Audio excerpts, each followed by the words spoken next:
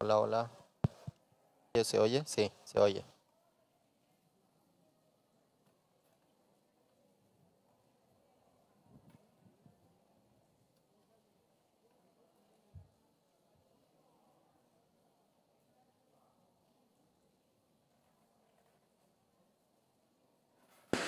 Hola.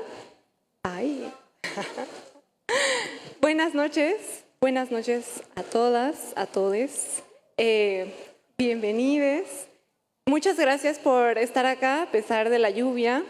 Pues yo sé que la gente en este tipo de eventos siempre suele decir esto, pero en realidad yo estoy muy contenta de estar aquí. Eso es verdad. Y bueno, pues hoy me toca la fortuna de presentar a Daniel Saldaña, pues que es un gran escritor. La verdad es que me emocionó mucho cuando me invitaron a tener esta charla. La verdad es que si no lo conocen, pues es yo creo que una de las voces más importantes de la narrativa y pues en general de la literatura latinoamericana contemporánea. Por allá van a tener sus libros. Es editor, traductor, escritor. Ha hecho un poco de todo. Hoy nos va a contar un poco sobre su carrera. Y bueno, pues ¿qué tal? ¿Cómo estás?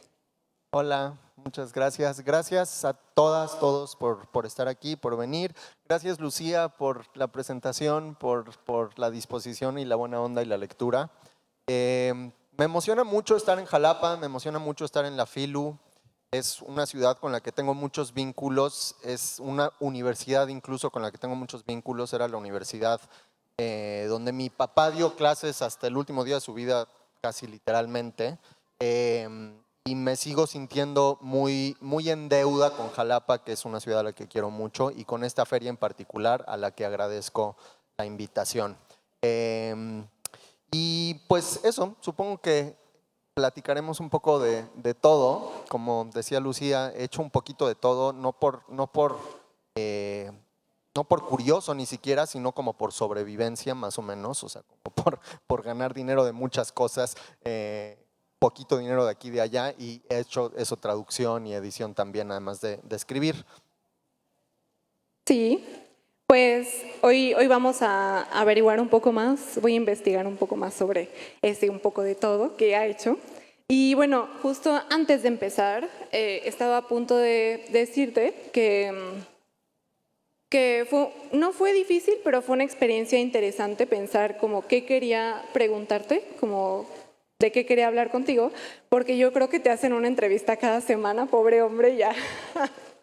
Este, pues probablemente te han preguntado muchas cosas y bueno, creo que los escritores son como grandes portadores de historias, entonces estoy segura de que de todas maneras iba a encontrar algo interesante que preguntarte. Y bueno, espero que te resulte una charla interesante, pero bueno, vamos a empezar por el principio. Yo creo que pues uno cuando es escritor tiene como una relación, ese encuentro con la literatura, ese primer encuentro con la literatura y con su ser escritor es como muy íntimo. Yo creo que el oficio de escritor es pues muy solo, pero a mí me gustaría saber ese primer momento cuando alguien te reconoció como escritor, o sea, como después de ya escribir, digamos, hayas tenido la edad que hayas tenido, como cuál fue ese primer momento o quién fue esa persona que te afirmó que eras escritor, como quién fue la primera persona que te dijo, eres un escritor y que además tú se lo creíste, que creíste que eso era posible. Muy bonita pregunta, como que siento que le das la vuelta a la pregunta habitual de cómo llegaste a la literatura. Y fue mi papá, o sea, creo que empecé a escribir porque mi papá y yo teníamos un cuaderno en el que escribíamos juntos, que era una especie de diario donde antes incluso de que yo supiera escribir, yo le dictaba y él escribía cositas ahí. Yo hacía dibujitos y era como un cuaderno que teníamos juntos. Y luego más adelante yo empecé a escribir por mi cuenta como poemas medio azotados, o sea, como a los 11, 12 años. Y mi papá se los dio, los vio, los encontró, no sé. pero me dijo que había un concurso de Radio UNAM, creo que era de Radio UNAM o de Radio Educación, de poesía escrita por niños y que íbamos a mandar uno de mis poemas. O sea, lo decidió mi papá y me dijo como lo vamos a mandar. Y era un poema así como súper abstracto, azotadísimo, que no sé de dónde me había salido. O sea, quién sabe, porque tampoco es que estuviera yo leyendo mucha poesía ni nada. Pero mi papá mandó ese poema al concurso de la radio y creo que eso, o sea, como que esa validación de mi papá fue muy importante para mí, me habilitó como a seguir explorando eso y a seguir escribiendo. El concurso además lo gané y me dieron un montón de libros de Radio UNAM, como que me dieron, me acuerdo, me dieron un juego de mesa sobre el surrealismo donde tenías que ir conquistando, era como una especie de Monopoly del subconsciente, donde ibas como conquistando regiones del subconsciente. Era una cosa rarísima, editada por el IMBA en los años 80 y eran juegos de mesa surrealistas y a partir de ahí empecé a escribir con los juegos de mesa, usando como las palabras de los juegos de mesa.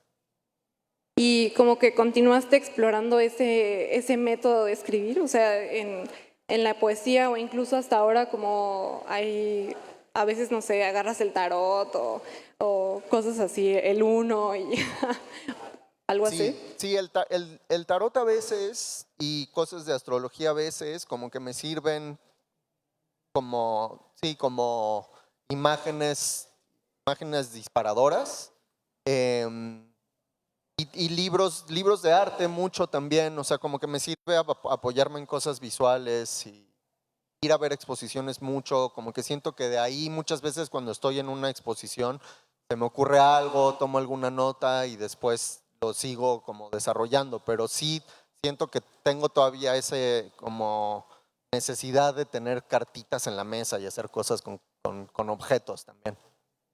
Sí, y también tiene todo el sentido, ¿no? Porque creo que la poesía es como un género como muy generoso, muy liminal. Creo que pese a lo que mucha gente cree, pues es un género como que te acoge muy bien, ¿no? Cuando eres, cuando estás empezando en la literatura, porque te permite como ser azotado, ¿no? Como tú dijiste. Pero también sé que tú ya estás así como muy renegado de la poesía. Bueno, no sé. No, No la sé. poesía está renegada de mí. Yo, o sea, yo encantado seguiría escribiendo. Lo que pasa es que ya no volvió a suceder.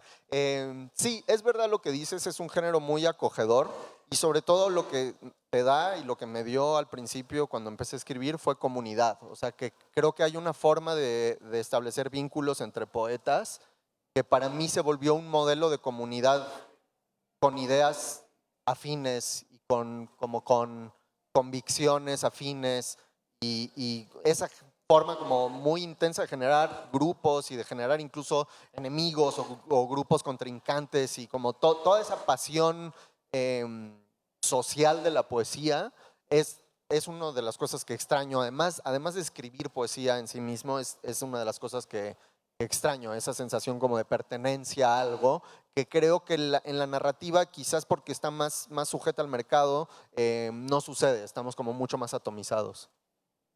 Sí, yo como es muy interesante que dices como que te abandonó, o sea, no sé si un día te despertaste y dijiste, ay, ¿dónde está como el espíritu de la poesía?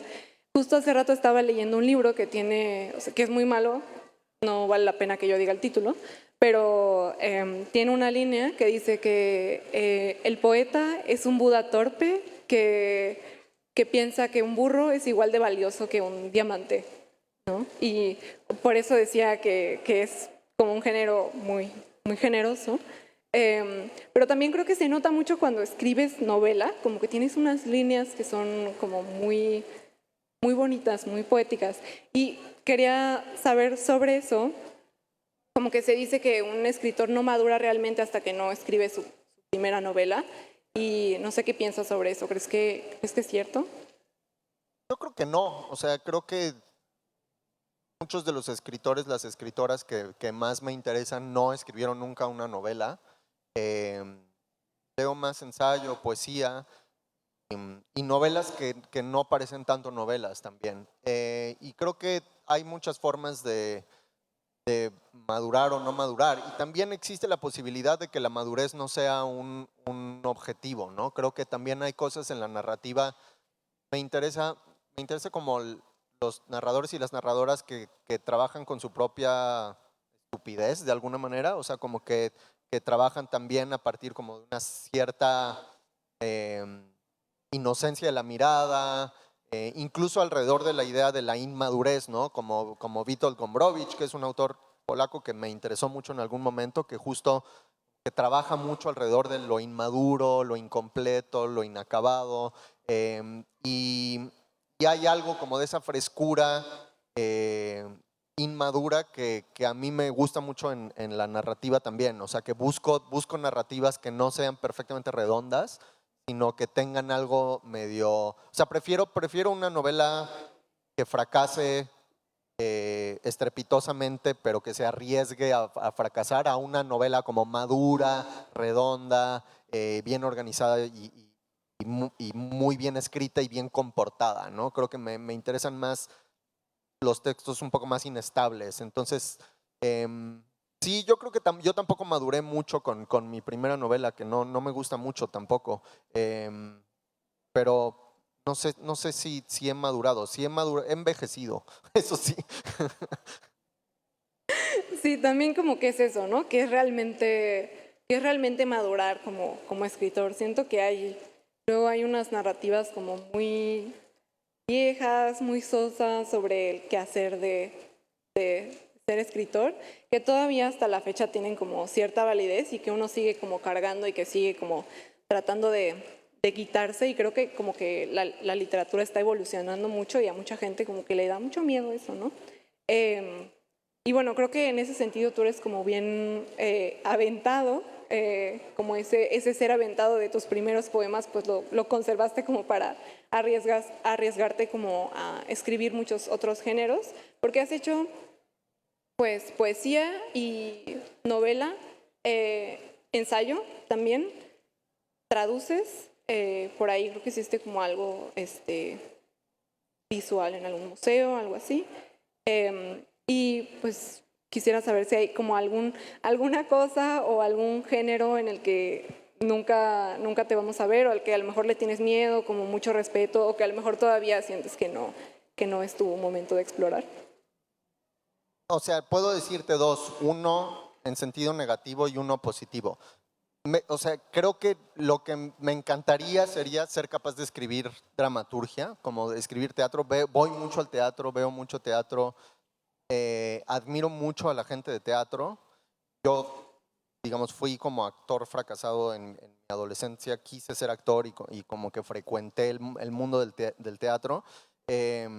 Y escribir teatro me parecería como lo máximo, pero no sé si soy capaz, yo creo que no. He intentado y siempre me parece horrible y como que nunca avanzo mucho, como que lo abandono tempranamente. Y luego un género en el que nunca voy a incurrir, que más que un género es como una figura y que tiene que ver con lo que decías de maneras de ser escritor en México que a mí me aterran y que creo que a mí me sirve tener claro qué no quiero ser, y no quiero ser un conferencista. O sea, como que siento que hay una manera de ser escritor en México que implica convertirte en un conferencista que habla de todos los temas, y hoy te habla sobre Juan Rulfo, mañana sobre fútbol y pasado mañana sobre neurociencia. No voy a decir nombres porque con esos tres temas No nos vuelven a invitar. pueden ustedes más o menos inferir de qué tipo de escritor estoy hablando. Y digamos, esa figura autoral a mí me parece peligrosa porque siento que es como una de las posibilidades de la literatura en México que más me desagradan.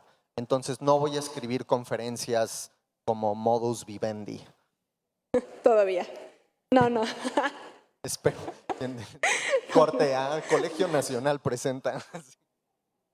Sería buenísimo. ¿Crees que serías bueno haciendo stand-up? He hecho stand-up, de hecho. Hice algo parecido a stand-up en Canadá una vez, en inglés. Y además, claro, como no es un idioma en el que esté completamente cómodo, tenía como la torpeza añadida de que pronunciaba yo todo medio mal, pero me la pasé muy bien. O sea, a mí me gusta contar historias y muchas veces, sobre todo cuando escribo ensayo personal, uso historias que he contado muchas veces en voz alta, en cenas, en fiestas, con amigos, con familia, porque siento que hay algo del ejercicio de la oralidad que me ayuda a pulir las historias, o sea, que me ayuda a decidir qué es prescindible y qué es necesario en una historia. Creo que hay algo del vínculo con el público o con la oralidad que es muy útil para editar. Y lo del stand-up fue algo parecido porque me invitaron a hacer una cosa, no era exactamente stand-up, pero era como historias sin lectura, o sea, como que tenías que decir algo, 8 minutos, una cosa así súper breve. Como en The Moth. Ajá, exacto, era el formato de The Moth y lo acabaron usando para un podcast de no ficción en inglés. Y me gustó el ejercicio por eso, o sea, como la exigencia de hiperconcisión y de hacer algo que funcionara y que tuviera un arco y tuviera momentos chistosos, o sea, siento que me acomodó el formato. ¿Y qué tal te llevas con el cine? Con el cine me llevo mal, o sea, actué en una película, ese es mi único contacto con el cine, fue que actué en una película y me la pasé muy mal. Era una película independiente de Miguel Calderón, que es un artista contemporáneo que se le ocurrió hacer una película y me invitó, bueno, me invitó al casting y yo acabé quedándome como el actor principal de la película, lo cual era un disparate porque yo no soy actor, como ya dije, soy actor fracasado, pero acabé siendo el personaje principal de esta película que tenía una parte padre que era sobre halcones, entonces tuve que aprender a cazar con halcones y a saber cetrería y digamos como el trabajo con los animales, con los halcones fue muy lindo, pero la parte del cine como de estar 12 horas al día parado en un set repitiendo 200 veces lo mismo, me desquició, o sea, sí me pareció muy desagradable la experiencia. Ahora estoy tratando de escribir un guión con una amiga a partir de un cuento mío, pero ya no volvería a ser, no me volvería a involucrar en nada. O sea, siento que es como un arte demasiado rápido, que gasta mucho dinero además. No, me siento muy lejano a lo que pasa en los sets de cine, por lo menos. Sí, no sé si eres tímido, pero pues no creo que sea un ambiente como para un escritor, ¿no? Que estamos acostumbrados a estar así como solitos Sí, aunque escribiendo. hay algo medio esquizofrénico del oficio de escritor, que pasas eso, como 6 años solita escribiendo en tu cuarto y ahora te va a tocar cuando presentes tu libro, que de pronto después de ese hiperencierro tienes que estar hablando y como performando una versión de ti y además explicándote al mismo tiempo que le explicas a los otros a las otras explicándote la novela, ¿no? Y es un ejercicio que siempre, al principio me costaba mucho, ahora lo hago como más, entiendo que es parte de la chamba y lo hago, pero ese como doble movimiento de encierro y salida es raro. Sí, ya uno tiene que ser como extrovertido por la fuerza, ¿no?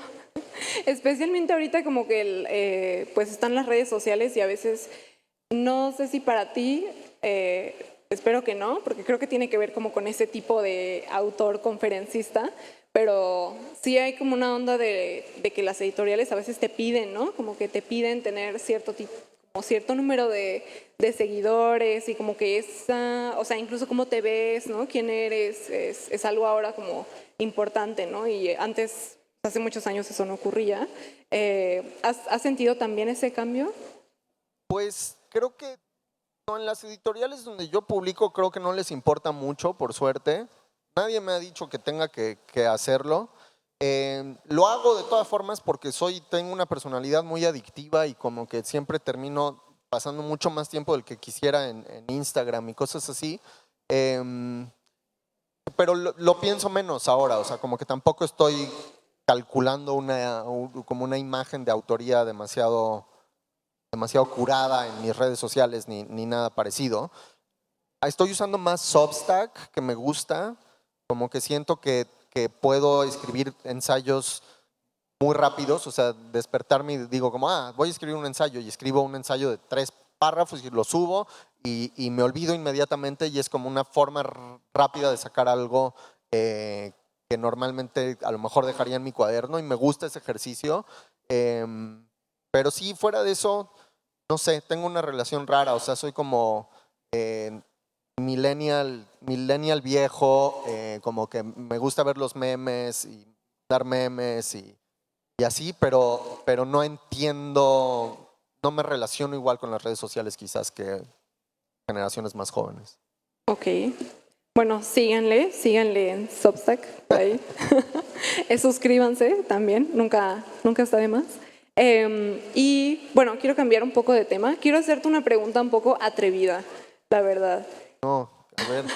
Bueno, o sea, es atrevida porque como estaba meditando sobre esta pregunta, me di cuenta que es como una pregunta que le hacían mucho a las autoras, como sobre la especificidad de su experiencia, ¿no? Como, por ejemplo, a Toni Morrison, que le preguntaban como, ¿qué se siente ser una escritora negra? O a las mujeres escritoras indígenas, pues hacen énfasis siempre en eso y como que la conversación nunca es exactamente sobre el quehacer literario, sino siempre como que se tiene que ir como a esa cosa identitaria. Y pienso que a los hombres jamás les han preguntado en la historia como qué se siente ser un hombre escritor. Sin embargo, me gustaría preguntártelo ahora porque creo que las reglas están cambiando. O sea, estamos viviendo en un mundo donde pues, la literatura de las mujeres está haciendo como un boom increíble y muy merecido y muy tardado, la verdad, que esperamos que dure mucho. No creo que lo sufras demasiado porque pues creo que te va bastante bien, o sea, eres como muy, muy reconocido, pero quiero saber cómo llevas, cómo te has sentido como siendo un hombre escritor, literal, esa es mi pregunta. Muy buena pregunta, es algo que he estado pensando y que todavía no sé poner en palabras, que a veces he intentado responder en los textos mismos, porque es un tema que me interesa, digamos, sí creo que hay algo específicamente de ser un hombre que se dedica a las artes en general en este momento, que tiene una especificidad identitaria. Creo que, o sea, yo desde luego no me puedo quejar porque como dices me ha ido muy bien y además me ha ido muy bien también en el sentido de que creo que no he tenido como o sea, estoy en un nivel de exposición donde me siento muy cómodo, donde puedo seguir publicando libros, que es lo que a mí me interesa, es que pueda escribir un libro más y que se publique, digamos. Ese es como mi único objetivo, es que cada libro me permita escribir uno más, que mis editoras no me digan como, ¿sabes qué? El último vendió menos 3 ejemplares, entonces no puedes publicar un siguiente libro. Entonces, cumplido ese objetivo, me ha gustado mucho acompañar el momento como del boom de escritoras de mi generación y de un poco anteriores a la mía. Me ha abierto como la lectura en otras direcciones, o sea, creo que hay muchas genealogías lectoras que he pescado por mis colegas mujeres de mi generación, que no habría pescado de no ser, digamos, por la insistencia con la que han puesto en el centro del canon a estas autoras, incluida Toni Morrison, por supuesto, y discusiones sobre el género que creo que terminaron también afectando como mi propia relación con mi identidad sexogenérica, o sea, que creo que el hecho de que se esté hablando tanto sobre género en literatura también me ha hecho como preguntarme un montón de cosas de qué significa ser un hombre, qué significa ser un hombre enamorado, qué significa ser un hombre bisexual, que también es, digamos, digamos el asterisco de mi identidad que a veces queda medio invisibilizado en todo esto, y como explorar más y escarbarle más sin encontrar respuestas demasiado tajantes, que creo que es algo que no he hecho, pero como darle más vueltas a esas mismas preguntas ha sido, digamos, una posibilidad habilitada por el boom de las escritoras. Pero eso es algo en lo que te fijas también cuando estás como construyendo tus personajes, por ejemplo, porque creo que no sé si consciente o inconscientemente tienes como unos personajes masculinos específicamente, como que tienen unas masculinidades muy interesantes, como las relaciones afectivas que tienen, la forma en la que se cuestionan, cómo se mueven por el mundo y también hay otras masculinidades que son como más tradicionales, vamos a decir, ¿no? Sí es una atención extra que pones ahora como al escribir así de que, no sé, esta corrección política de que no, este personaje ya no puede decir esto o no Pues tanto. más bien trato de reflejar las cosas que veo en mi propia vida. O sea, creo que convivo con mis amigos trogloditas de la prepa y al mismo tiempo con todo tipo de hombres y de mujeres. Como que me gusta la idea de que haya esa complejidad de nuestras maneras de performar el género en los personajes también. O sea, que no estén todos cortados con el mismo molde.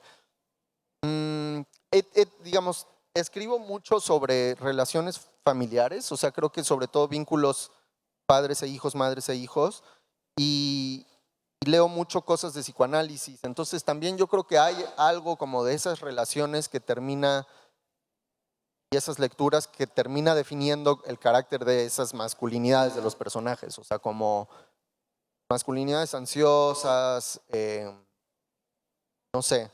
¿Cómo no nombrar la bisexualidad que está latente y que termina por asomarse, pero no termina por asomarse del todo? No sé, ideas de fracaso, ¿no? O sea, como las ideas del fracaso asociadas a los personajes masculinos. En general, en mis novelas, los personajes femeninos suelen ser como mucho más fuertes y tienen como más empuje y más decisión, pero eso ha sido como mera observación porque las mujeres de mi vida han sido así, o sea, creo que todas las mujeres de mi familia han sido como mucho más, no sé, definidas, determinadas, como con objetivos claros, con carreras más establecidas, y los hombres de mi vida, incluyéndome y mis amigos o mis familiares hombres, creo que hay más como una especie como de duda o como de estar medio perdidos de pronto. Y algo de eso he terminado escribiendo. Sí, sí, eso me gusta también de los personajes femeninos que haces, como que son muy, no diría que se roban la escena, pero siempre están como muy presente su influencia, es algo como que disfruto mucho. Mera observación etnográfica, o sea, me tocó como vivir en un mundo rodeado de mujeres maravillosas. Sí, qué bueno que lo puedas reconocer también en tu literatura. Y bueno, tengo algunas preguntas más. La siguiente creo que es como más sobre tu trabajo como editor y también sobre la experiencia de ser editado. Yo creo que en los libros como en el amor, a veces mientras más manos mejor. A veces eso sale bien, a veces eso sale muy mal, pero has tenido una experiencia donde como el texto que tú entregas, porque pasa mucho, ¿no? Como puede cambiar mucho, depende de quién lo esté editando, como la editorial, a veces la traducción también incluso. ¿Sientes que tus textos cambian mucho al momento de ser editados y te sientes cómodo con eso o como que te entregas ese proceso colectivo que también es la edición o más bien como que procuras cuidar la integridad de ese primer texto que tú entregas? Me gustaría que cambiaran más, o sea, me gustaría que hubiera una edición mucho más activa. Creo que por un tema de meramente capitalista y de cómo está organizada la industria del libro, que todo ha sido cooptado por grandes grupos transnacionales que privilegian, digamos, la cantidad de títulos que sacan y cada editor tiene que, no sé, publicar 24 libros al año y cosas así. No tienen tiempo de meterse realmente con los textos como creemos que solía hacerse. No sé si solía hacerse, pero me gusta tener como esa idea medio romántica de que antes se editaba más. Hay excepciones, sí me han editado mucho algunos textos. Creo que en Estados Unidos se editan más, o sea, se edita como más incisivamente y me ha tocado que me cambien, sobre todo en revistas, que me editen mucho ensayos personales. Y no solo eso, sino que hacen fact-checking, que eso es algo que nunca me había pasado, que hacen un fact-checking, por ejemplo, me publicaron un ensayo en Harper's y hacen un fact-checking, digamos, muy intensivo, al grado que llamaron por teléfono a amigos míos para preguntarles si yo realmente me había metido morfina en cierta calle de Montreal en el año 2016 y mis amigos tuvieron que confirmar que efectivamente me habían visto meterme morfina en esa calle. O sea, hacer ese nivel de fact-checking como muy de poner las manos en el texto y trabajarlo así, yo no lo había no lo había visto, pero sí trabajo mucho con primeras lectoras que meditan bastante. Entonces, una primera lectora importante es mi traductora al inglés, Cristina McSweeney, que es muy brillante, ha trabajado en colaboración con Verónica Gerber, ha trabajado con Jasmina Barrera, propone mucho a la hora de traducir también, propone incluso capítulos enteros, digamos, que son de su autoría, terminan los libros siendo una colaboración muy, digamos, muy de igual a igual. Y Cristina McSweeney lee mis novelas en un primer momento cuando las termino y me suele dar feedback valioso. En la última, que va a salir apenas en septiembre, me dijo que se había confundido con unas cosas sobre la ciudad, que hay mucha caminata urbana, y me dijo, creo que necesita mapas. Dije, claro, tiene toda la razón, esta novela necesita mapas. Y me puse como a trabajar con un cartógrafo y acabé desarrollando los mapas para la novela. Y así ella ha tenido como momentos de genialidad que si no salvaron la novela, por lo menos la hicieron más decente. Luego, mi agente María Lynch, que también es una lectora súper aguda, sensible, con un rango además de gustos muy amplio. Ella también me da muchas buenas notas al principio del proceso editorial. Y en Anagrama, la verdad, editan muy bien también. Hacen más como lo que se conoce como edición de línea, que no se meten tanto con el contenido ya del texto, no me ha tocado, pero sí como ajustes más puntuales a nivel de lenguaje y sintáctico que terminan modificando un montón el texto. Y yo como editor, digamos, a mí me encantaría tener tiempo también para editar las cosas así, a veces lo hago, o sea, trabajo como freelance con amigos, amigas, que me dicen como, oye, ayúdame a terminar esta novela, terminar este libro de cuentos. Me gusta mucho sentarme a como hacer un marcaje completo del manuscrito, tener como un par de sesiones largas de 4 o 5 horas hablando, tomando café y como diciendo esto es lo que veo, esto, cirugía mayor, este brazo de la novela se lo puedes poner en la cabeza, o sea, como reorganizar todo el texto, esa parte lo disfruto casi tanto como escribir. Sí, también es como un salvavidas, ¿no? En medio de ese proceso como medio esquizofrénico, como ese momento muy colectivo, pero así como breve también, ¿no? Pero que también solo pasa si lo permites, como que creo que algunos autores son un poco más celosos como de su obra por algunos momentos y por algunas razones, pero son lindos, ¿no? Esos momentos como salvavidas donde alguien más te lee y te dice, ah, sí, esto sí tiene sentido, ¿no? Y a veces también sirven para reafirmarte en ciertas convicciones y necedades incluso. O sea, a mí me ha pasado que tengo una frase en la novela, ¿no? Y 3 personas distintas me dicen, quita esta frase, es una cursilería total. Y yo me emperro y digo como, no, la voy a dejar, digamos, hay algo como de esa dialéctica y de tener que defender una frase. Y luego estoy a gusto con esa frase quizás de una manera más convencida, o sea que a lo mejor si no hubiera habido esa resistencia yo mismo habría dudado de esa frase, pero me gusta también como ese carácter ahí medio pugilístico de la edición. Y bueno, hablando de ediciones, mencionaste que tienes algo por ahí en el horno para septiembre. ¿Puedes spoilearnos un poco como de qué se trata o en qué estás trabajando ahora? Sí, puedo spoilear un poco, yo creo, porque justo ayer vi aquí a Álvaro Enrique que decía que los spoilers, no sé cómo lo dijo, pero algo así como los spoilers son para los débiles, como que no había que temerle a los spoilers. Digo, yo soy los débiles, pero no le temo a los spoilers. La novela se titula Los nombres de mi padre y la escribí en Nueva York, parte en Nueva York con una beca de la Biblioteca Pública de Nueva York, que era para hacer investigación. Entonces tiene como una parte de archivo, tiene mucho que ver con la Ciudad de México y Nueva York como en espejo, y en particular en la Ciudad de México como con Ciudad Satélite, que es un suburbio al norte de la Ciudad de México, donde creció mi papá y donde yo pasé muchos fines de semana yendo a Satélite. Y me gusta mucho, hay algo que me obsesiona de Satélite, entonces me puse como a investigar cómo se había creado Satélite, el proyecto original de Mario Pani, entonces hay mucho como de urbanismo en la novela Y luego, al final, es una historia como de paternidades laterales, como de paternidades no evidentes, sino no padre-hijo, sino hijo y padres inventados. Es como una forma de inventarse linajes para explicarnos a nosotros mismos, diría yo. Pero apenas estoy aprendiendo a hablar de la novela porque no existe todavía, entonces se siente un poco impostado hablar de algo que no existe. Bueno, no te preguntamos más. Todo bien.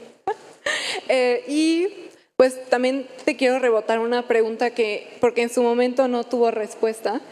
Y esta pregunta originalmente ocurrió no voy a decir nombres ni lugares porque no nos vuelven a invitar ni a ti ni a mí, pero era un encuentro de escritores jóvenes, día 1, y pues como estaba esta charla, ¿no?, de inauguración, como con grandes escritores, como ya mayores, como señores de la literatura, muy buenos escritores, pero ya consagrados, ¿no?, digamos.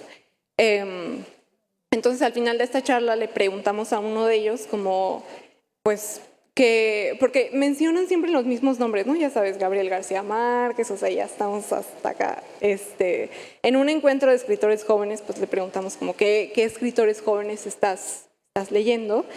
Y bueno, esta persona respondió Juan Villoro. Wow. O sea, eso fue hace 2 años, ¿eh? Tampoco era como que Juan Villoro haya sido muy joven, pero yo quiero saber. Bueno, fue un poco feo como en este encuentro de escritores jóvenes, porque ¿qué nos están dando, no? O sea, no creo que nos están encontrando como en el mismo nivel, pero yo sí quiero saber porque además has sido profesor, ¿no? También. Y a veces doy tallercitos y cosas así y he dado clases. Leo muchos escritores jóvenes, me da como por rachas, de pronto necesito no leer nada contemporáneo y me clavo como leyendo cosas antiguas, pero sí leo mucho y siento mucha admiración por la generación que viene después de la mía, la tuya, y me gusta mucho la novela de Clío Mendoza, que me parece como de las cosas más espuria. Las invito a que la lean. A mí me pareció desde el primer momento deslumbrante y me parece un libro importante además, o sea, como que hay algo ahí que siento que vamos a seguir hablando mucho tiempo.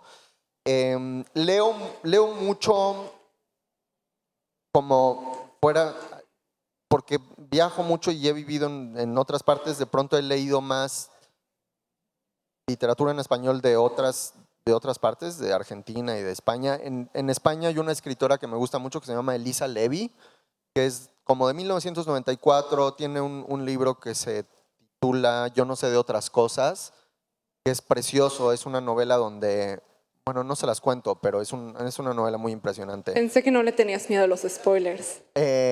No le tengo miedo, pero... Bueno, es para que lo compren, esa estrategia. Es una novela completamente inespoilereable porque es solamente de tono, digamos, lo que importa es la voz que construye de una adolescente como en un pueblo perdido de España. Me gusta mucho... ¿Qué más? Bueno, me gusta mucho la novela de Elisa Díaz Castelo. No sé si Elisa Díaz Castelo... a lo mejor es más joven que yo, entonces puedo decir que es joven.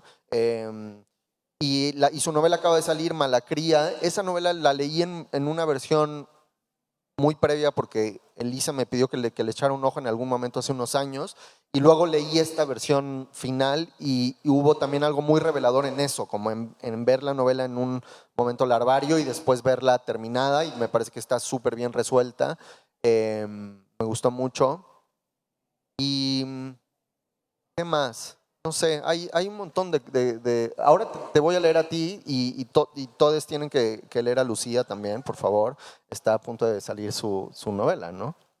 Bueno, también tengo que decir que no es una novela. Bueno, no es una novela, es un libro. Es un libro, vamos a dejarlo hasta Perdón, ahí. sí, es mi tic de novelista. Sí, bueno, yo diría que es un ensayo, pero ya sabes que la novela vende más. Entonces, Bueno, entonces digamos que es un ensayo novelado. Sí, hasta ahí. Ok. Pero bueno, ya la podrán encontrar por ahí. Y pues me dicen por el chicharo que tenemos 10 minutos más. No sé si alguien del público quisiera aprovechar y hacer alguna pregunta. Por ahí habrá alguien que les pueda pasar un micrófono. Por acá.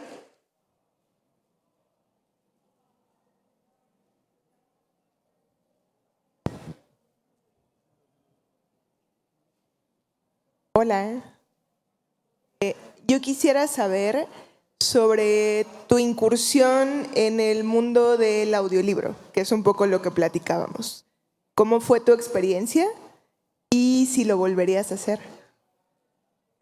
Sí, hice un audiolibro que es una especie como de podcast, audiolibro, documental sonoro, algo entre todas esas cosas que se titula Los Ayudantes del Sol, que parte de eso lo grabé de hecho aquí en La Pitaya porque mi papá vivía en La Pitaya y lo fui a entrevistar varias veces y a partir de las entrevistas con mi papá, entrevistas con un tío mío, escribí como esta especie de ensayo personal sobre un grupo, una secta diría, en la que estaba mi papá y en la que estaba yo cuando era chiquito, que era como un grupo medio hippie, que se llamaba El Arte de Vivir a Propósito, donde me enterraron, pasé toda la noche enterrado, hacíamos cosas, pasaba como 48 horas con los ojos vendados, 48 horas sin hablar, a mis 13 o 14 años, y luego pasabas un día entero cavando una tumba, te metían en la tumba, te tapaban y pasabas toda la noche enterrado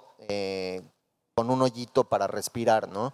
Y había como todo digamos, un discurso muy buena onda en general, pero había también cosas que a mí me incomodaban como de ese grupo, como una figura medio gurú, que era el líder del grupo, que era bastante nefasto.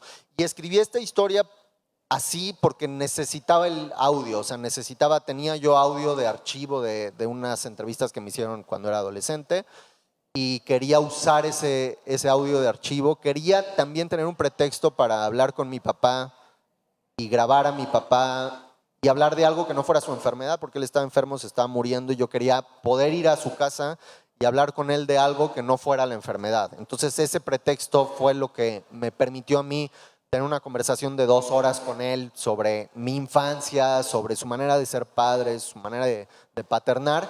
Y fue muy importante para mí, o sea, como que fue algo muy revelador. Y sí quiero seguir haciéndolo. Ahora soy medio adicto a grabar cosas. Tengo una grabadora digital que llevo a todas partes y me la paso grabando. Y tengo un proyecto un poco megalomaníaco que necesito que alguien me financie. Si conocen mecenas, por favor avísenme, porque hay un peregrinaje que quiero hacer, que me inventé una ruta de, de peregrinación quiero como grabar un audiolibro, un podcast o algo así en el trayecto, pero todavía nunca tengo tiempo como de hacer todas las cosas que quiero, pero en algún momento lo haré. Gracias, pues ya llegará ese mecenas. ¿Y alguien más? ¿Alguien más le gustaría hacer una pregunta?